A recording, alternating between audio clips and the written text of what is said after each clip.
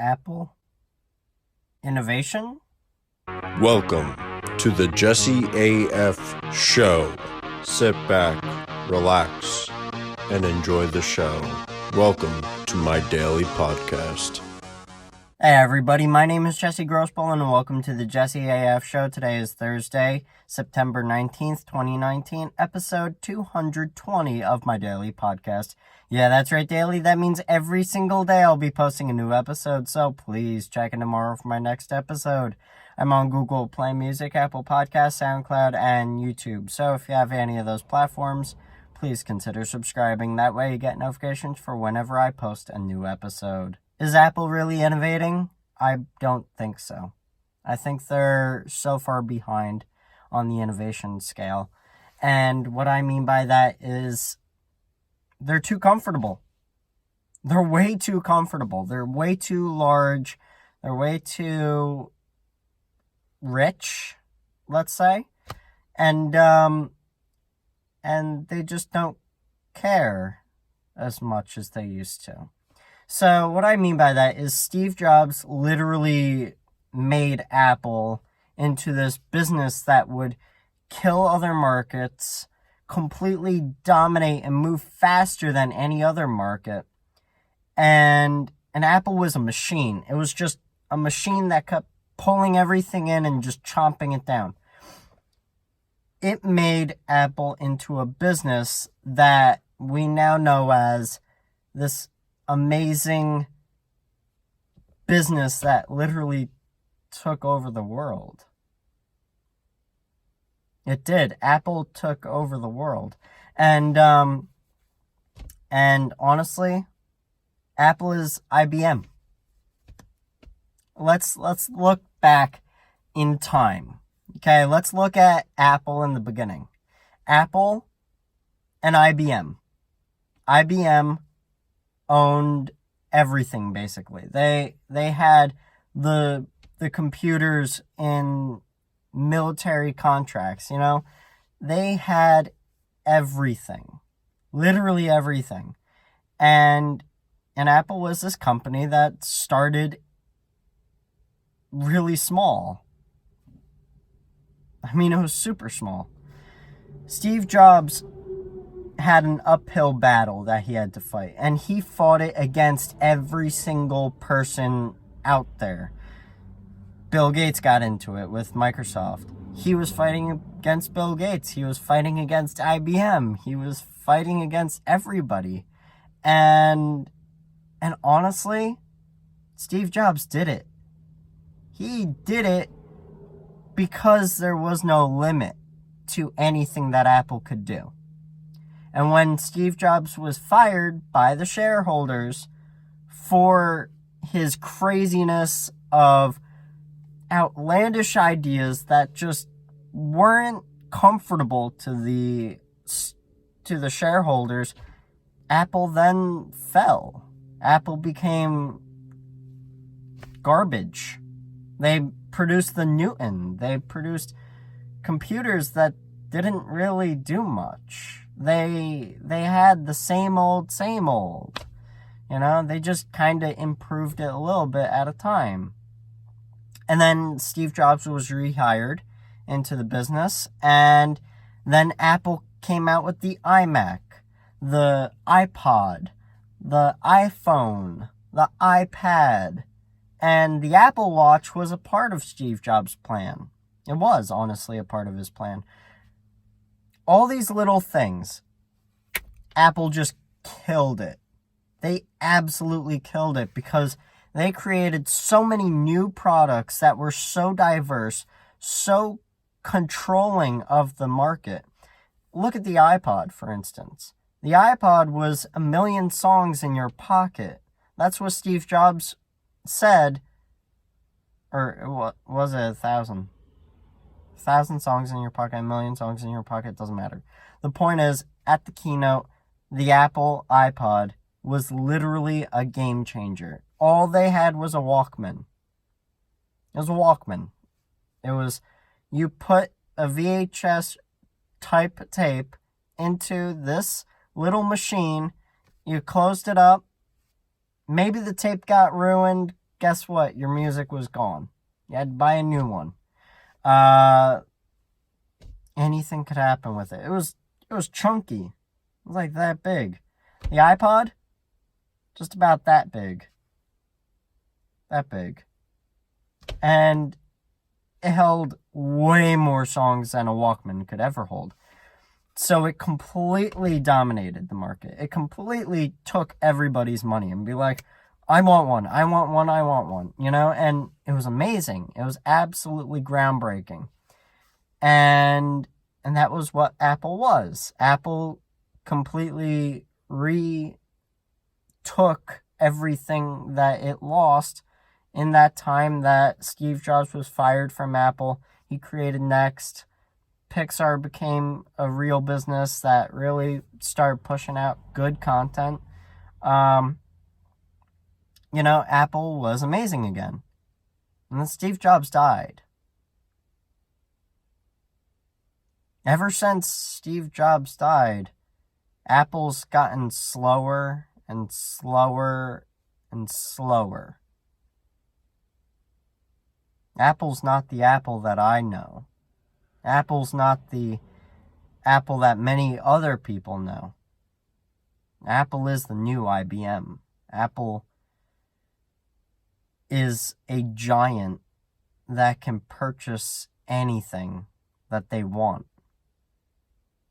If a new company started up tomorrow, and that company was headed by someone that wanted groundbreaking technology, created a new phone, a new kind of phone that was completely different than any iPhone, any Samsung phone, any Google phone, any Hawaii phone, and completely shot everybody out of the water with it, Apple would buy them or copy them. If that little company had enough patents, their phone would be amazing, right? And Apple wouldn't be able to copy it. But what they would be able to do is buy it or completely smother it. That's what Apple is right now. Apple is that company. They could completely redesign everything that they have. They could completely change their whole line. Instead of iPhone 10, iPhone 11, iPhone 11R, whatever else is next, they could go a completely different route. They could go into whatever route they wanted to go. For instance, let's imagine that you have a pair of glasses that literally made it look like there was an arrow on the road in front of you pointing in the direction that you needed to go. Imagine that. Imagine a physical arrow on the road, and then it turns to the right, or it tells you what the speed limit is all the time, and you can just look down at it and it's like, okay. Or what it does is it can see something in the road that you can't see, and it shows you a red outline around it, notifying you, telling you, watch out, there's something in the road. Imagine that. And then let's imagine going to a store and being able to look at an item on the shelf and having a price tag on it, along with a drop-down menu of different reviews, different sources that sell it, and where the best value is. And you can automatically buy it right from your glasses. And this idea is absolutely ridiculous, you could think, but this is a groundbreaking idea. It's an idea that I've had for a long time.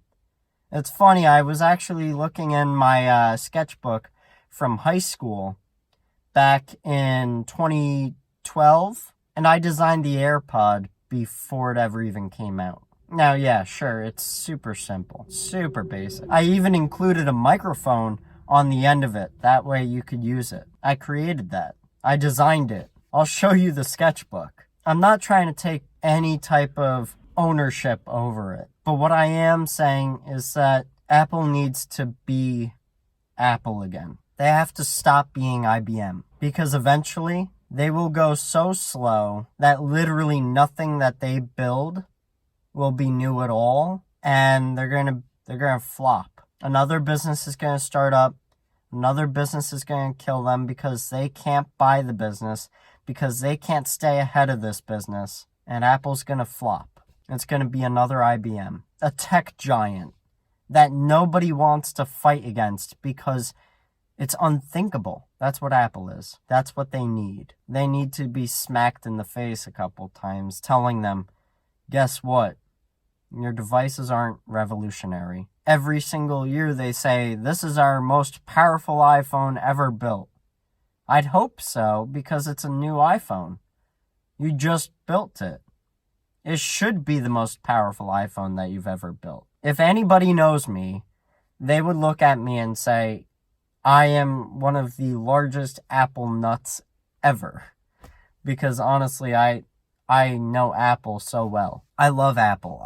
I wish I could work at Apple. I wish I could be the CEO of Apple. I wish. They're not going to hire me to be their CEO. They're too head in the clouds and stuck in their way to hire some crazy idea kind of kid from upstate New York to run their company for them. I don't even think I would enjoy working for Apple because they're too stuck. Apple is not Apple anymore. The iPhone 11, it's a great phone, yeah. The iPhone 11 Pro, it's a great phone. They could have done way better. It's a great phone. It has great capabilities, but it's not groundbreaking. It's not awe-inspiring. It's just a phone. I love you, Apple, but you're not doing it anymore. You're failing. You're dropping off the planet. You should be doing what Tesla's doing with the car. You should be completely innovating on every single side of everything that is coming out, or you could completely wipe out the whole idea of solar technology and create your own solar technology that is way better than every other solar technology. That's what Apple could do. Apple could create renewable energy, but they're not. Because they're too comfortable. The shareholders are too encompassing. Because honestly, every single keynote that I've ever seen of Apple's, when Tim Cook is the CEO, is, look at our numbers. This is how our prices go. It's the top selling iPhone. It's the best adopted rate of iOS updates versus Android updates. Buy our stock. Apple is a money company. They're a money machine now. They have a credit card. What's innovative about that? I hope you guys really enjoyed today's episode. I know I did. I will see you guys tomorrow, and I hope you have a really great day. And please, Apple, if you do take that idea, you better do it right. Create those glasses that can really change the world. Because I know I would love to use them.